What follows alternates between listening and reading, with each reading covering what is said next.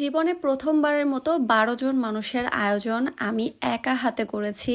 এতগুলো মেহমানের আয়োজন একসাথে কিভাবে করলাম আপনাদের সাথে সেটাই শেয়ার করব। হ্যালো এভরিওয়ান, কেমন আছেন সবাই? আশা করি সবাই অনেক বেশি ভালো আছেন। রমজান মাস চলেই আসছে, আজকে তৃতীয় রোজা। এটা ছিল আমার মেহমান আসার একটা ভিডিও, অনেক আগের, প্রায় 1 মাস আগের। ভিডিওগুলো আসলে শেয়ার করার সময় পাচ্ছিলাম না, ভাবলাম যে আপনাদের সাথে এখন শেয়ার করি। আর ভিডিওটা কিন্তু আমি আপলোড করব সন্ধ্যার পর, মানে ইফতারের পরেই। সো কেউ আবার এটা বলতে পারবেন না রোজার দিনে আমি কেন ভিডিওটা আপলোড করলাম। সো প্রথমেই দেখলেন যে আমি বিরিয়ানি রান্না করছিলাম। এটা চিকেন বিরিয়ানি, বলা যায় আমার হাতে স্পেশাল চিকেন বিরিয়ানি। আসলে রান্নার প্রত্যেকটা ভিডিও আমি আলাদা আলাদা ভাবে ক্লিপ নিতে পারিনি, কারণ অনেক রান্না ছিল। আর সত্যি বলতে আমি একা সব করেছি।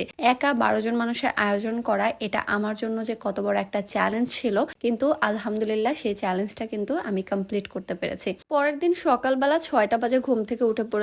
উঠে প্রথমে ফ্রিজ থেকে মাছ মাংসগুলো নামিয়ে নিয়েছি, এগুলোকে ভেজানোর পালা। কিন্তু এই ভেজানোর কাজটা যে আমার জন্য কতটা কঠিন ছিল এটা একমাত্র আমি বুঝেছি, কারণ আমাদের 2 জন মানুষের সংসার, আর এখানে কোনো বড় পাতিল ছিল না।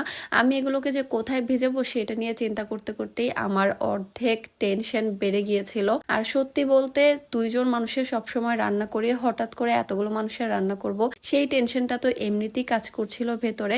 সারা রাত আমি ঘুমাতে পারিনি যে আমি পরের দিন কিভাবে এগুলো করব, কিভাবে সবার সামনে খাবার প্রেজেন্ট করব। আমার টেনশন একটাই ছিল যে আমি কি পারবো, কিন্তু তারপরও নিজেকে বারবার বোঝাচ্ছিলাম যে কেন পারবো না, যেহেতু রান্না পারি, 1 জনের 2 জনের করতে পারলে 12 জনেরও করতে পারবো। মানে নিজেকেই নিজে আসলে সাহস দিচ্ছিলাম। তো তারপরে এক এক করে সবগুলো খাবারই একটু একটু করে আমি ভিডিও করে রেখেছি, ভাবলাম আপনাদের সাথেও শেয়ার করব। গরুর মাংসটাকে আমি রান্না করেছি, আলহামদুলিল্লাহ গরুর মাংসটা খেয়ে সবাই অনেক প্রশংসা করেছে। আমি 2 কেজি গরুর মাংস এখানে রান্না করেছি। আর আমি 2 কেজি গরুর মাংসের মধ্যে আলুও দিয়েছিলাম, কারণ আমার কাছে মনে হয় গরুর মাংসটা একটু পাতলা ঝোল করলে সাথে একটু আলু দিলে অনেক বেশি মজা হয়। তো আমি সেটাই করেছি। চাইলে ভুনাও করতে পারতাম, কিন্তু যেহেতু ডাল করিনি সেজন্য আমি একটু ঝোলঝোলি করেছি। তারপর যেটা করলাম, রোস্ট রান্না করছিলাম এখানে।